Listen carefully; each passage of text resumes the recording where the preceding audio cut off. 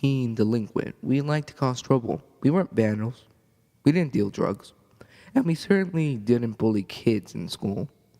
No, we liked another thing to do. We liked to scare the living shit out of new parents by hacking their baby monitors. We were insufferable little punks who thought we were too good to get caught, and that our little acts of mischief would go unpunished. One night, however, I learned my lesson and realized I wasn't as quite as bulletproof as my tremendous adolescent ego made me out to be. Dimitri, Kurt, and I went to the same school and shared pretty much of the same classes and hung out almost every evening after chow time. We watched prank shows, played video games, and talked about who that had the nicest rack in school. One evening, we were trading scary stories at the park. Kurt shared a classic story about a single mother who heard a haunting voice on her baby monitor. Like most horror stories, it sounded like total bullshit.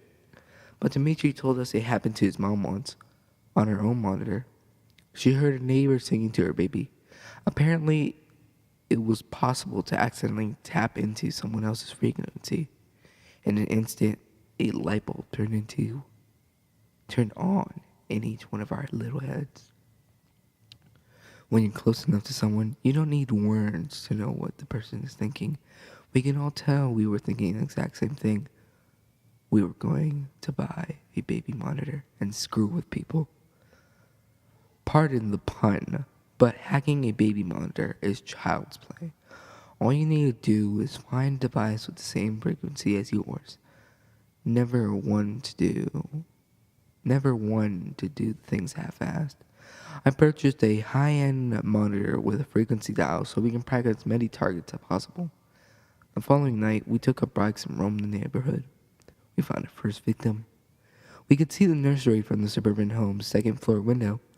Dimitri grabbed the baby monitor and tuned it to different frequencies until we heard breathing. I remember feeling excited as our flame finally came to fruition. Dimitri pressed the button and began exhaling heavily into the receiver.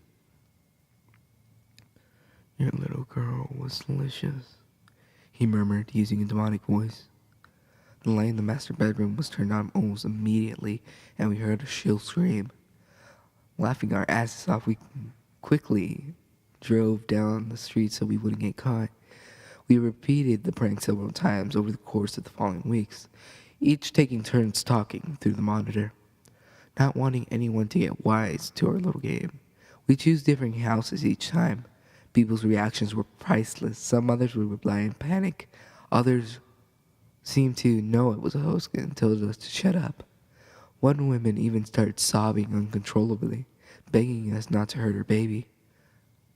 I feel bad about that last one now that I'm older, but it was hilarious to me back then.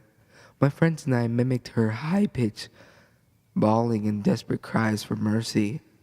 A few weeks afterwards, yeah, we were royal dicks. Karma's a bitch. And I got what was coming to me one night. Kurt and Dimitri were busy studying for their midterms, so I went on my own. By then we've gotten pretty much everyone in the surrounding area, so I decided to venture off into the town, into unfamiliar territory. Finding a target wasn't difficult. All you had to do was look for cars with baby seats, houses with overly colorful cartoon-themed curtains, or toys left in the yard. I came across a house that fits all three criteria, and I parked my bike out of view. Playing with the tuner, I eventually found the right frequency. I can hear the sound of a baby snoring very lightly.